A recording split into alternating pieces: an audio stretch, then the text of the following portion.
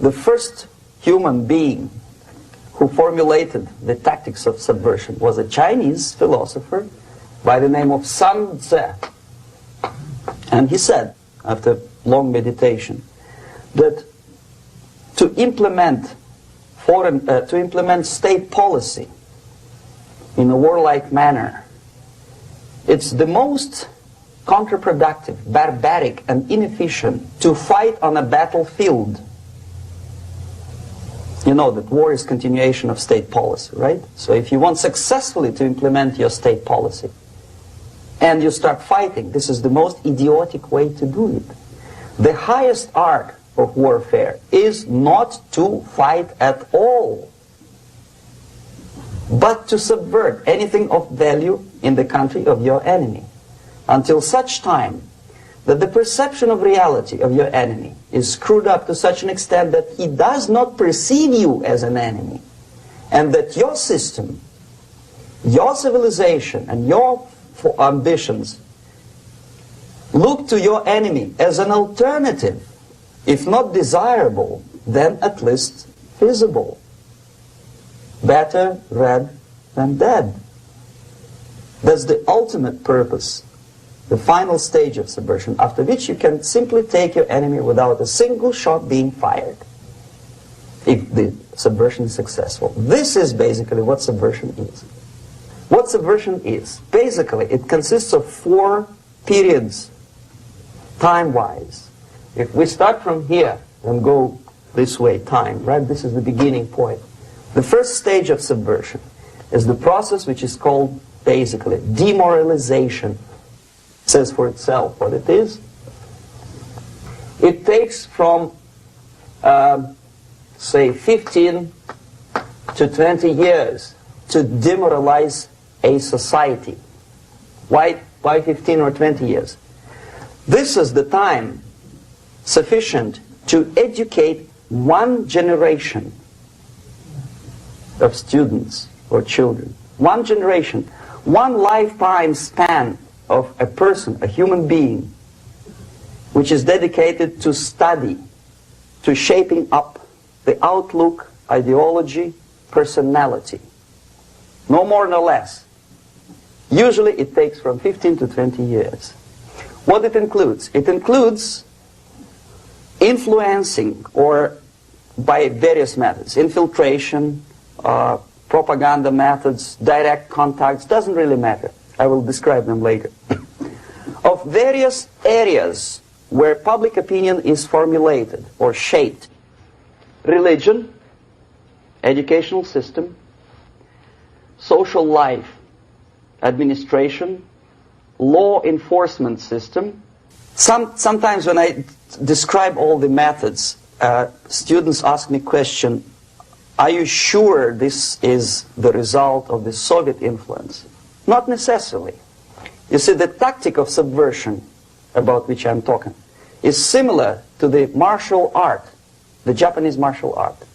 If some of you are familiar with that tactic, probably you will remember that if an enemy is bigger and heavier than yourself, it would be very painful to resist his direct strike. If a heavier person wants to strike me in the face, it would be very naive and counterproductive to stop his blow. The Chinese and Japanese judo art tells us what to do.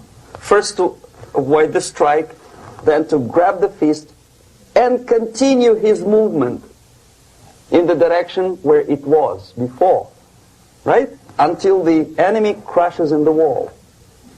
You see? So, what happens here? The target country obviously does something wrong. If it's a free democratic society, there are many different movements within the society. There are obviously, in every society, there are people who are against this society. They may be simple criminals, ideologically in disagreement with the state policy, conscientious enemies, simply psychotic personalities who are against anything. Right? And finally, there are a small group of agents of a foreign nation, bought, subverted, recruited. Right? The moment all these movements will be directed in one direction, right? This is the time to catch that movement and to continue it until the movement forces the whole society into collapse, into crisis, right? So that's exactly the martial art tactic. We don't stop an enemy. We let him go. We help him to go in the direction we want them to go. Okay? These are the areas of application of subversion. What it means exactly. In case of religion, destroy it, ridicule it, replace it with various sects, cults, which bring people's attention, faith, whether it is naive, primitive, doesn't really matter. As long as the basically accepted religious dogma is being slowly eroded and taken away from the supreme purpose of religion, to keep people in touch with the supreme being, that serves the purpose. Therefore, replace it, accepted, respected religious organizations with fake organizations. Distract people's attention from the real faith and attract them to various different faiths. Education. Distract them from learning something which is constructive, pragmatic, efficient. Instead of mathematics, physics, foreign languages, chemistry, teach them history of urban warfare, natural food, home economy, your sexuality, anything, as long as it takes you away. Okay? Social life. Replace traditionally established institutions and organizations with fake organizations. Take away the initiative from people. Take away the responsibility from naturally established links between individuals, group of individuals, and society at large, and replace them with artificially, bureaucratically controlled bodies. Instead of social life and friendship between neighbors, establish social workers institutions. People who are on payroll of whom? Society? No. Bureaucracy. Power structure. Okay. The natural bodies of administration, which are traditionally either elected by people at large or appointed by elected leaders of society, are being actively substituted by artificial bodies. The bodies of people, groups of people, whom nobody elected. Never. As a matter of fact, most of the people don't like them at all, and yet they exist. One of such group is media. Who elected them? How come they have so much power? Almost monopolistic power on your mind. They can rape your mind. But who elected them? How come they have a nerve to decide what is good and what is bad for the elected by you, president and his administration?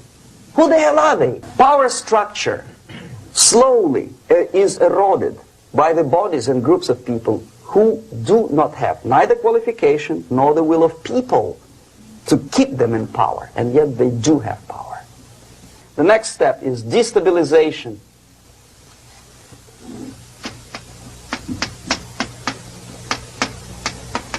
Again, this word says for itself what it is. To destabilize all the relations, all the accepted institutions and organizations in a country of your enemy. How you do it? You don't have to send a battalion of KGB agents to blow up bridges. No. You let them do it themselves. Here it's radicalization. On the stage of destabilization, we cannot come to compromise even within a family. The husband and wife couldn't figure out which is better. Husband wants his kids to eat at the table, and wife wants a child to roam around the room and drop food all over the floor. They cannot come to compromise unless they start a fight. It's impossible to reach a compromise, constructive compromise between neighbors. This stabilization process usually leads directly to the process of crisis. In case of developing nations, that's the area where I was active. The process starts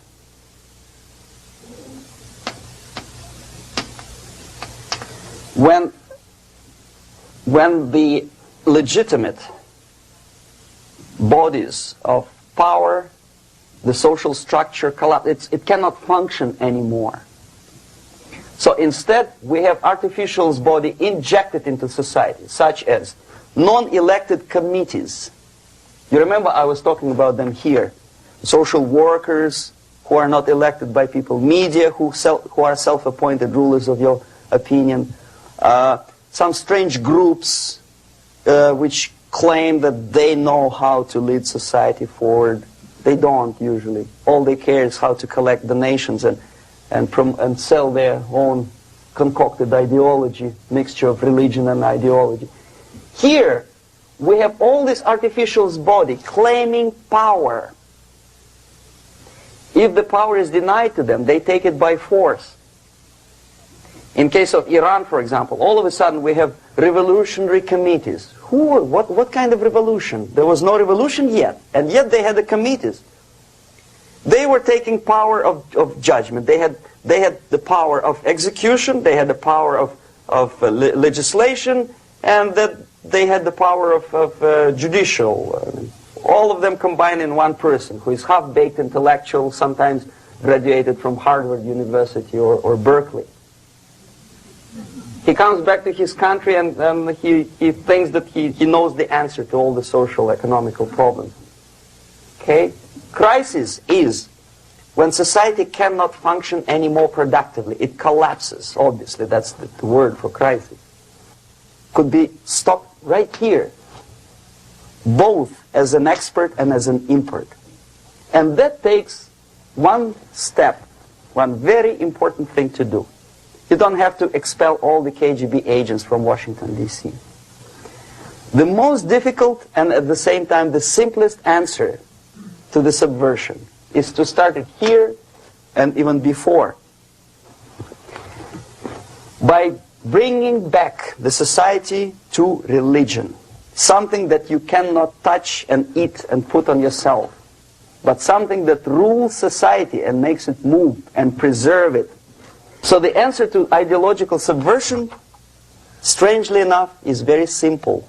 You don't have to shoot people, you don't have to aim missiles and Pershings and cruise missiles at Andropov's headquarters. You simply have to have faith and prevent subversion. In other words, not to be a victim of subversion. Don't try to be a person who in judo is trying to smash your enemy and being caught by your hand. Don't strike like that. Strike with the power of your spirit and moral superiority. If you don't have that power, it's high time to develop it. And that's the only answer.